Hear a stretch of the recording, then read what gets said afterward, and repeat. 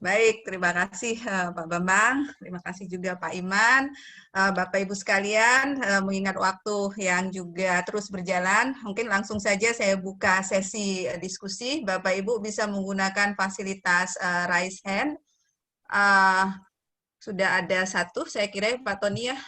Ini Pak Anim atau Bu Anim ini? Pak Anim Kapabih, silahkan. Iya, ya, terima kasih Bunya. Begini Pak, terima kasih ilmunya juga Pak Langsung Bambang. saja mungkin Pak. Nah, ini kan tadi kan saya kan mendengar penjelasannya bahwasanya itu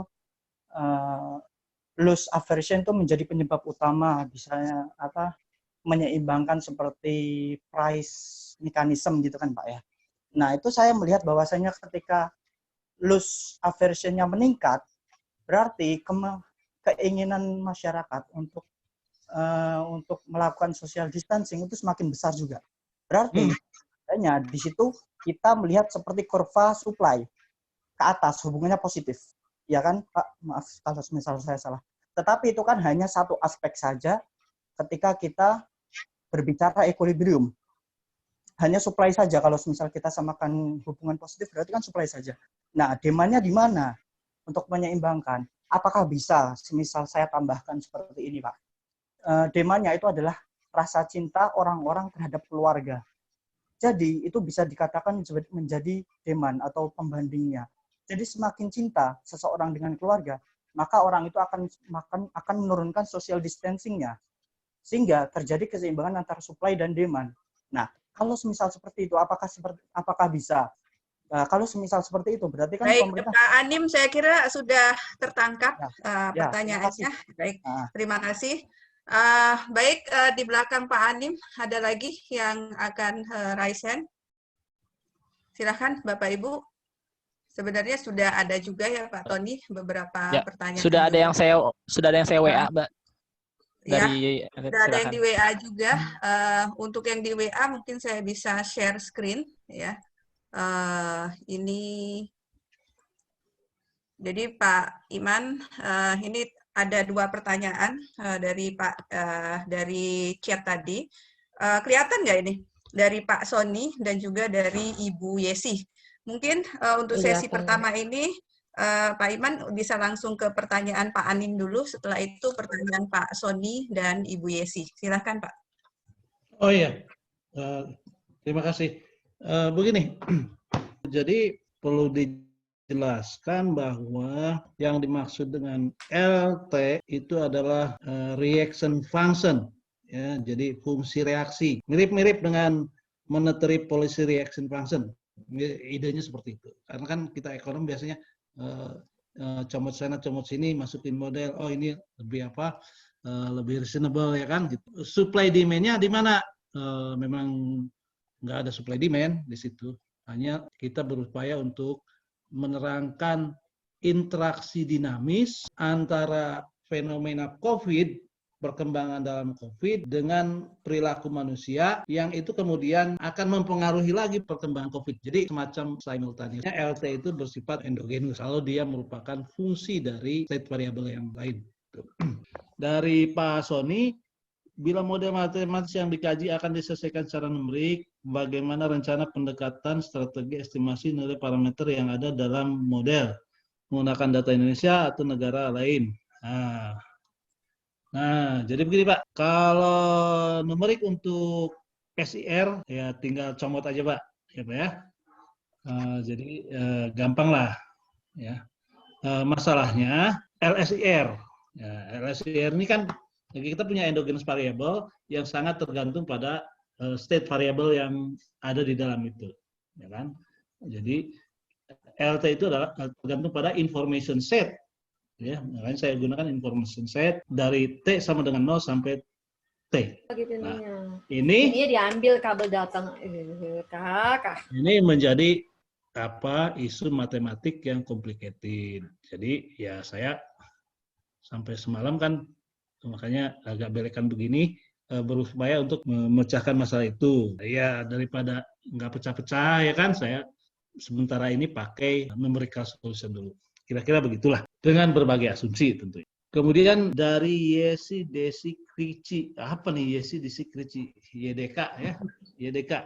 Krisis dan efek apa yang terjadi dalam perekonomian ini berhubungan dengan efektivitas mitigasi. Oke, terus kenapa menggunakan rumusan yang tadi? Apa itu baku? Oh ya, ya justru yang saya cari ini yang tidak baku, karena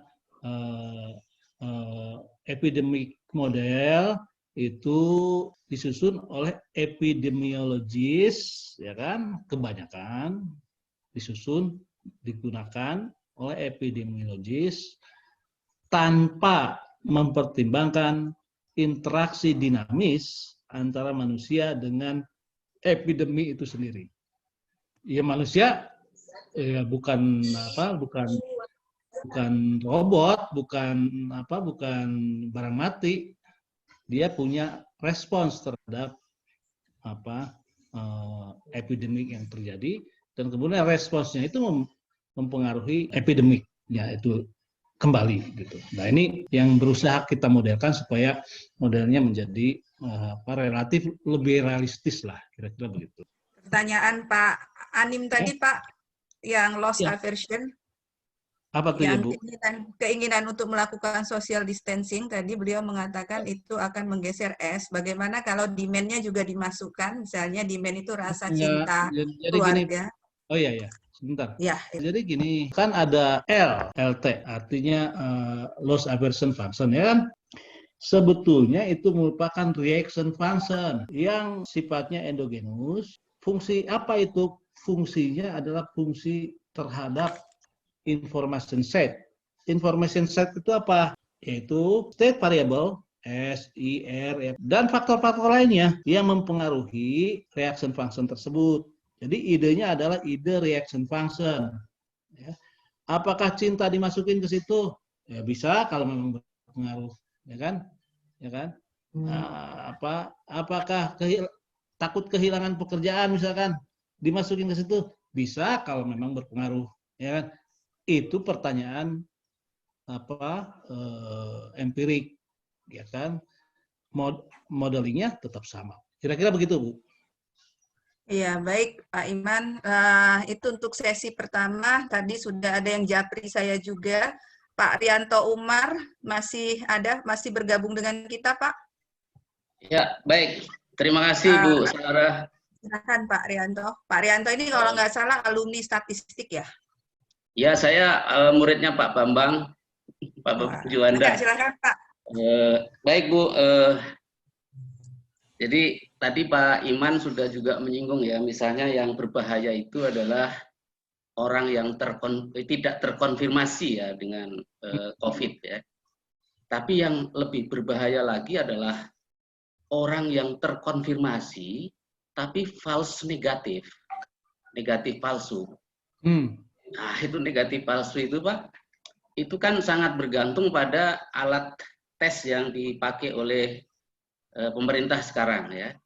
Kalau negatif palsu itu makin besar, nah itu karena orang yang negatif palsu itu dia makin pede tidak positif gitu kan. Jadi dia divonis sama alat dia negatif, tapi sebenarnya dia terinfeksi.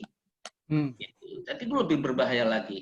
Nah, maksud saya kira-kira dalam konteks modeling ini ya, di samping orang yang terkonfirmasi tadi ya, ini kan sangat bergantung dengan tadi ya rapid test kita yang false negatifnya itu bisa kan nggak, misalnya false negatif rate-nya itu juga akan sangat berpengaruh terhadap tadi ya orang yang terinfeksi infective rate-nya gitu ya dan lain sebagainya. Itu pertama Pak ya. Yang kedua, ini tadi sejalan dengan Pak Bambang Juanda ya, itu fitrah manusia juga ya Pak Iman ya, bahwa saya pernah ngikutin juga diskusi dengan Pak Iman. Manusia itu pada dasarnya orientasinya jangka pendek. Dan dia akan mengambil keputusan dengan jangka pendek yang sesaat terjadi gitu ya, yang udah di depan mata. Nah, terinfeksi oleh COVID itu buat sebagian besar orang itu peluangnya masih ya nggak pastilah gitu ya. Tapi kehilangan pekerjaan, tidak bisa makan, ya itu di depan mata.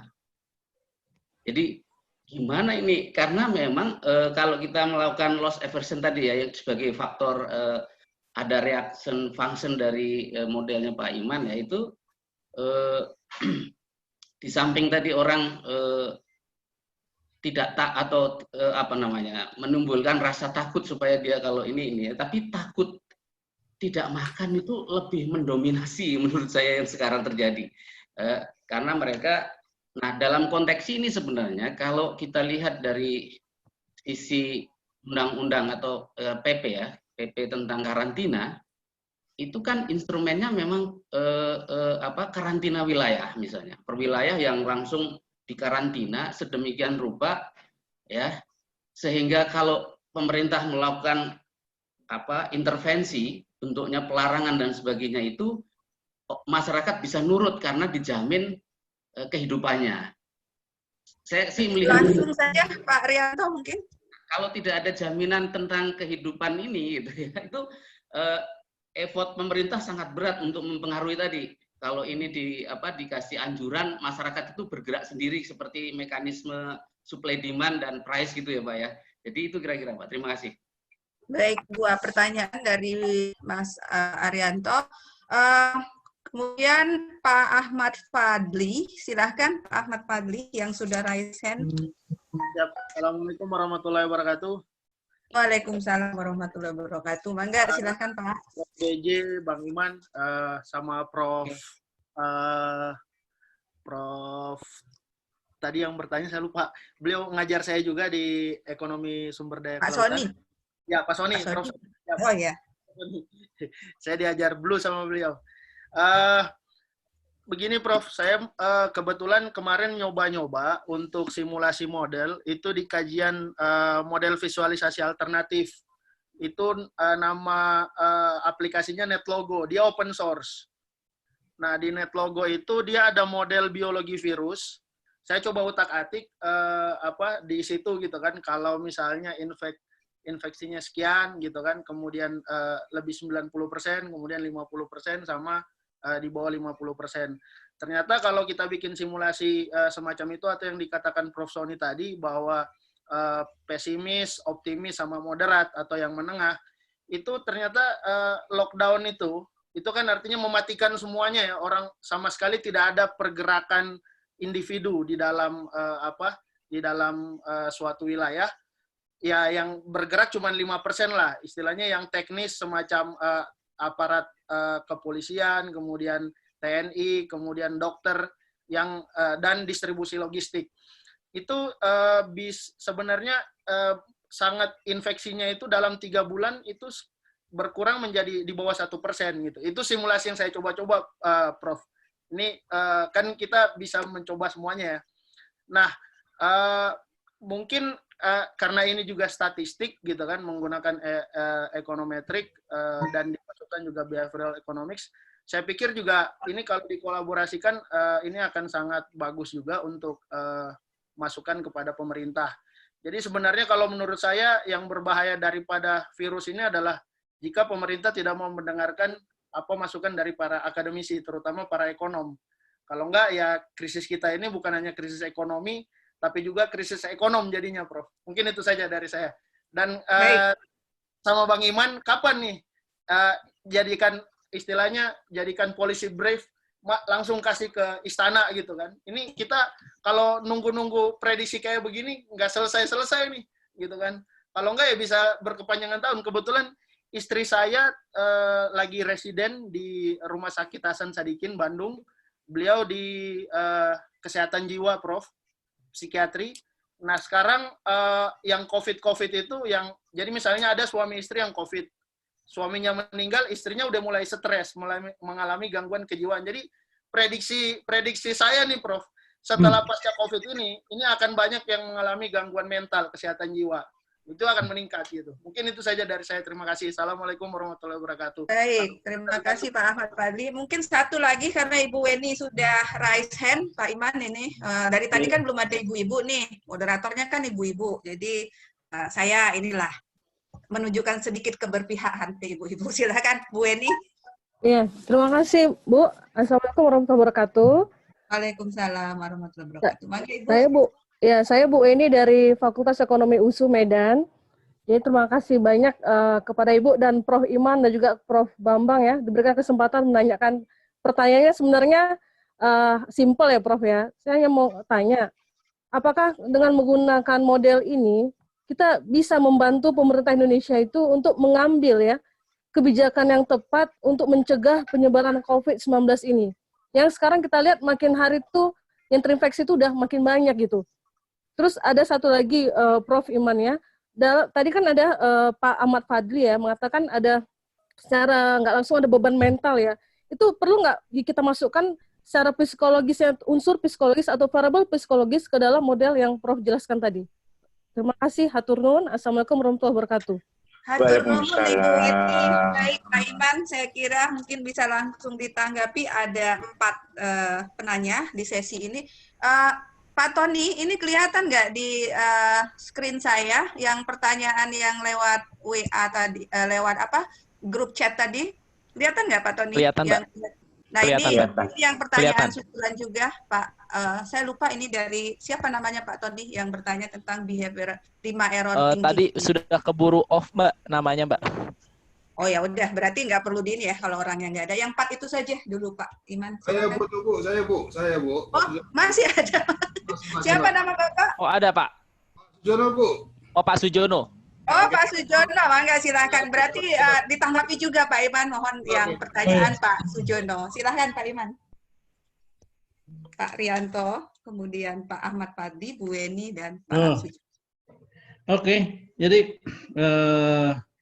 dari yang kedua dulu ya, Ahmad Fadli ya, mengenai apa, coba-coba di mana, di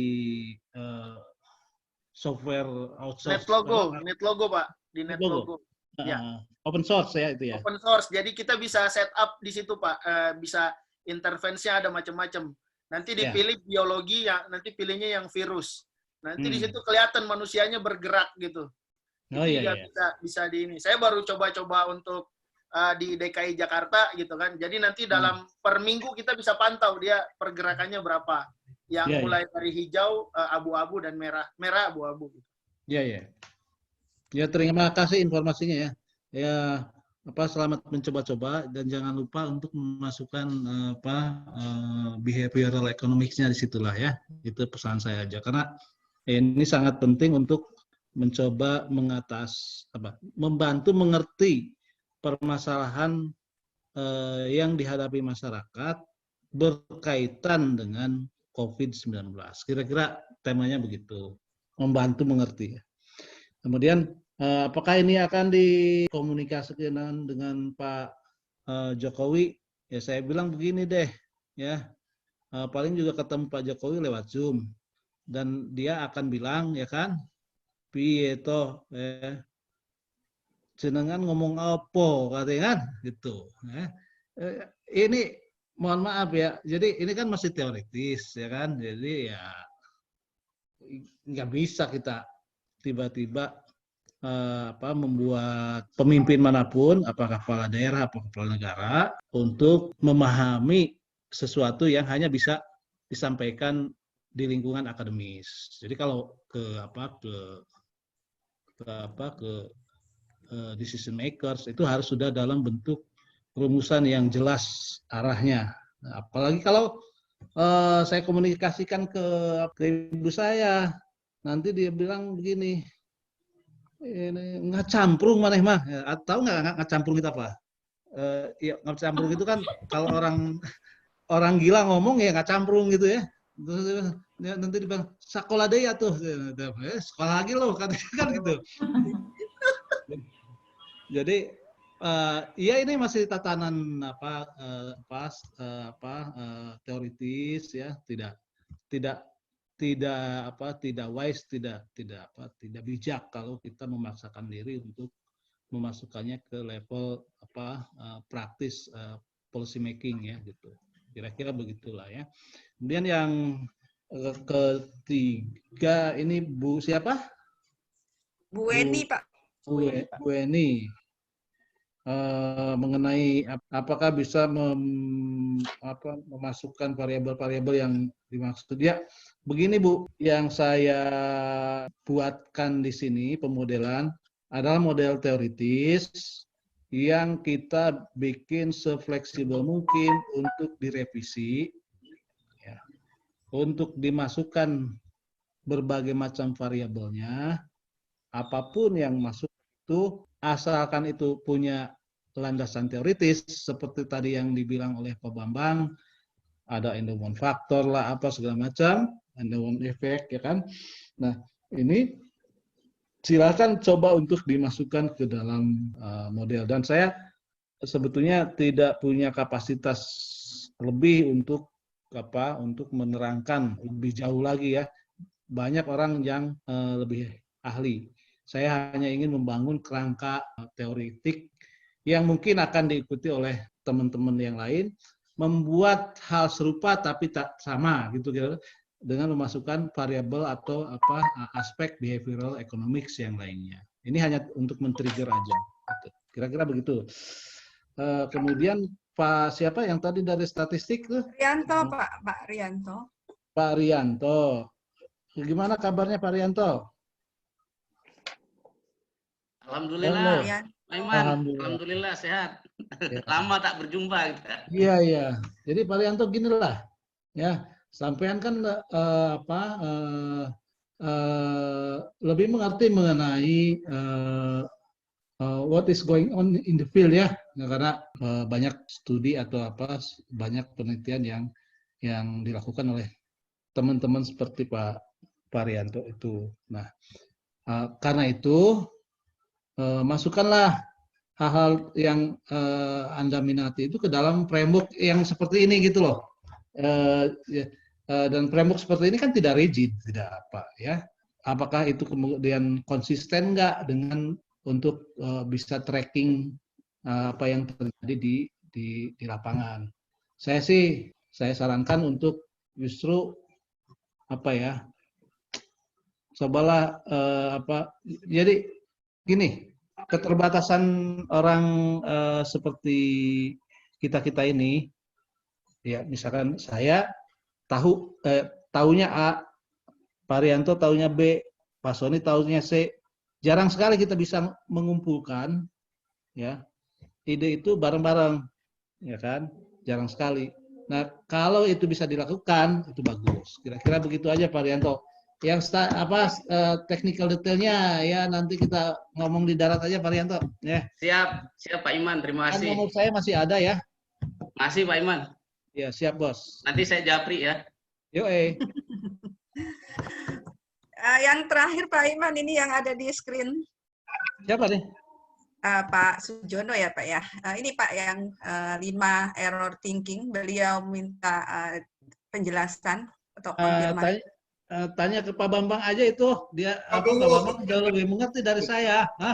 Gitu. Pak Bambang, mangga silahkan Pak Bambang. Pak Bambang. Baik, terima kasih. Ini tadi Pak menyinggung masalah itu Pak. Baik. Sebelumnya mungkin saya mencoba ini ya, merekap apa yang tadi ditanyakan beberapa kawan tadi ya. Terutama mungkin awalnya sebenarnya dari Prof. Sony ya. Jadi terkait dengan masalah pendugaan parameter tadi, di sini kan Mas Iman itu kan terkait dengan beta ya, misalkan itu terkait dengan masalah rata-rata penyebaran ini virus ya, itu beta. Kemudian gamma itu adalah recovery rate-nya gitu kan. Nah, bagaimana yang koefisien parameter ini digunakan ya, memang beberapa cara, meskipun namanya ini adalah model dinamis ya. Ini sebenarnya model matematik ya, bukan model statistik gitu kan. Artinya tidak ada pengujian dan seterusnya gitu ya. Tidak ada pendugaan ini. Meskipun sebenarnya bisa kita coba-coba menggunakan berbagai simulasi ya, bagaimana dengan perubahan beta dan gamma itu gitu kan. Nah, tapi paling tidak ya, yang tadi kata Mas Iman ini, trackingnya itu misalkan saja untuk warning gitu. Di sini kelihatannya dari hasilnya itu dalam waktu 3 bulan itu yang terinfeksi itu cukup tinggi sampai sekitar 50 jutaan gitu ya. Ada 3 bulan setelah dari awal masuk itu gitu kan. Nah itu yang penting baru dalam perhatian tadi. Nah terkait dengan ini yang 5 tadi masalah istilahnya systematic thinking error gitu ya. Ini juga ada pertanyaan terkait dengan masalah loss aversion diantaranya gitu ya. Nah ini memang utamanya tadi loss aversion itu ya sebenarnya ya. Artinya banyak sekali orang ini tadi kata Pak Rianto ini orang miopik ya, artinya jangka pendek. Yang penting saya makan nih gitu ya. Mau terkena atau tidak, yang penting makan dulu gitu. Daripada di rumah tapi makannya nggak dapat, akhirnya meninggal juga. Yaitu masalah rutinitas itu selalu dikerjakan gitu kan.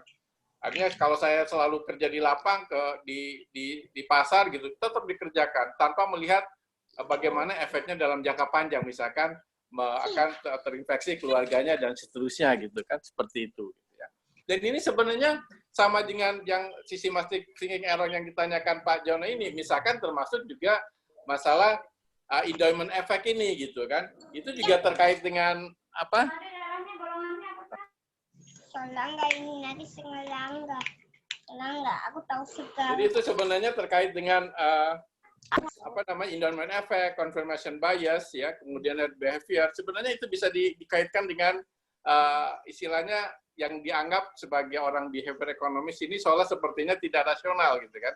Dia tidak melihat dalam jangka panjang gitu ya. Misalkan saja terkait dengan apa terkait dengan yang ditanyakan yang kedua misalkan endowment effect gitu misalkan.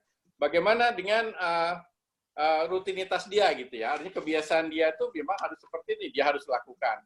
Itu sebenarnya mirip-mirip juga dengan apa loss aversion, termasuk juga confirmation bias gitu ya, dia terlalu over confidence gitu ya.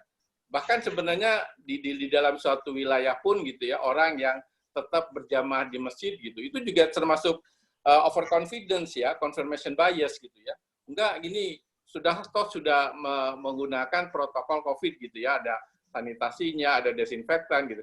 Tapi kan kita tetap harus melihat juga berbagai aspek, diantaranya bagaimana dengan orang tua yang sholat di situ, yang mungkin barangkali imunnya tidak terlalu bagus gitu kan, seperti itu. Termasuk juga yang tadi, yang keempat head behavior gitu ya. Jadi suka latah gitu kan, misalkan ada orang yang misalkan saja karena takut kehabisan barang, langsung beli, semua ikut beli gitu ya. Jadi sebenarnya ini model yang dikembangkan Mas Iman ini memang bisa dikembangkan dari berbagai macam ya, termasuk yang loss aversion misalkan saja. Itu terkait dia tetap tidak stay at home, artinya tetap jalan saja melakukan rutinitas gitu. Nah ini berbagai kemungkinan juga bisa dikembangkan ketika dia melakukan rutinitas, gitu ya, katakanlah kerja di pasar dan sebagainya, dia mengikuti protokol COVID-19 nggak, misalkan jaga jarak. Ya. Karena kadang-kadang dalam praktek itu jaga jarak tapi akhirnya enggak. Bahkan yang ironis kadang-kadang begini, misalkan di masjid sholatnya agak jarak gitu ya. Tapi ketika setelah selesai sholat ngobrolnya dikit-dikit gitu. Kan ini kan ironis gitu. Jadi memang model yang bagus memang harusnya menggunakan model yang tadi saya katakan. Bagusnya menggunakan probabilistik gitu kan tadi. Karena memang ini uncertainty nih, perubahan ini bisa tiap hari berubah dan yang membuat katakanlah tadi Mas Iman bukan nggak berani menyampaikan ke Pak Jokowi, data yang kita punya juga kadang-kala apa ya yang tadi Mas Iman ini pur data nih gitu kan. Kalau kita melihat datanya misalkan, saya melihat tanggal 17 kemarin, 17 April gitu ya. Itu sudah menurun itu ya. Itu paling puncaknya lah gitu ya. Itu yang kasus itu ada 407 penambahan per harinya. Kemudian tambahannya sudah mulai berkurang itu ya. 300 kemudian sampai 185. Tapi kemarin tanggal 21 April naik lagi 375 gitu. Dan kalau kita mengikuti model yang dikembangkan Mas Iman ini sebenarnya sepertinya tidak logis gitu. Sudah turun gitu ya. Jumlah kasus ini yang kena kasus ini dari 400 ke 185 tiba-tiba 375 gitu kan. Nah ini kemungkinan kan data terkait dengan masalah data gitu kan. Nah, barangkali mungkin ada yang belum dilaporkan ke pusat dan seterusnya. Jadi barangkali itu Bu Sahara yang bisa saya sampaikan, dan intinya untuk mengatasi ini yang tadi itu yang di awal itu ya, big problemnya harus ada kesatuan gerak gitu ya. Jadi kita tidak bisa mengandalkan kebijakan pemerintah saja, harus karena memang keterbatasan anggaran itu gitu. Kalau misalkan mengandalkan pemerintah saja ya susah gitu ya. Masalahnya kebutuhan untuk mendana yang kena dampak itu sangat besar. Beda dengan negara-negara lain seperti katakanlah Denmark, Jerman, itu kan mendanai sekitar 70%-an pekerja di sana yang kena dampak ini gitu. Beda dengan di Indonesia gitu. Sehingga harus ada kerjasama dengan masyarakat gitu. Mungkin itu Pak Bu Besara dari saya. Baik, terima kasih Pak Bambang atas tanggapan yang diberikan. Bapak Ibu sekalian, mohon maaf mengingat waktu yang sudah habis, jadi sesi tanya jawab saya tutup. Mohon maaf juga jika ada pertanyaan yang belum terjawab semua. Ini jadi Bapak Ibu sekalian, banyak hal yang bisa kita dapat dari perkuliahan hari ini, ya duet yang luar biasa dari Pak Iman dan juga Pak Bambang. Kita berikan applause kepada mereka berdua. Jadi beliau berdua sepakat menyatakan bahwa pentingnya memasukkan behavioral economics ke dalam model. Saya juga di sini belum akan menyimpulkan apapun karena ini masih merupakan satu sesi dari 4 sesi perkuliahan tadi yang direncanakan oleh Pak Iman. Insya Allah kita bertemu lagi di sesi web seminar 3 lagi ya Pak Iman di minggu berikutnya, ngabuburit webinar. Yang satunya di Indef. Yang satu di Indef ya, tetap bisa kita ikutin karena kan lewat ini dilakukan secara online. Sekali lagi, terima kasih Pak Iman, terima kasih Pak Bambang, terima kasih Bapak Ibu sekalian. Saya tutup dengan ucapan Assalamualaikum warahmatullahi wabarakatuh. Waalaikumsalam. Waalaikumsalam warahmatullahi wabarakatuh.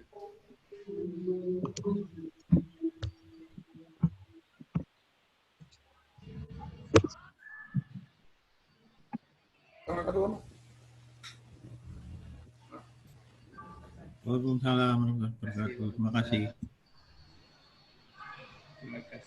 Oke, Bapak Ibu sekalian, nanti kita akan ketemu lagi pada sesi yang berikutnya. Jika masih ada pertanyaan, nanti mungkin bisa ditanyakan lagi pada sesi yang kedua, pada webinar series yang kita akan lakukan kemudian. Mohon izin, saya akan matikan meeting hari ini, dan untuk rekaman bisa dilihat nanti di YouTube.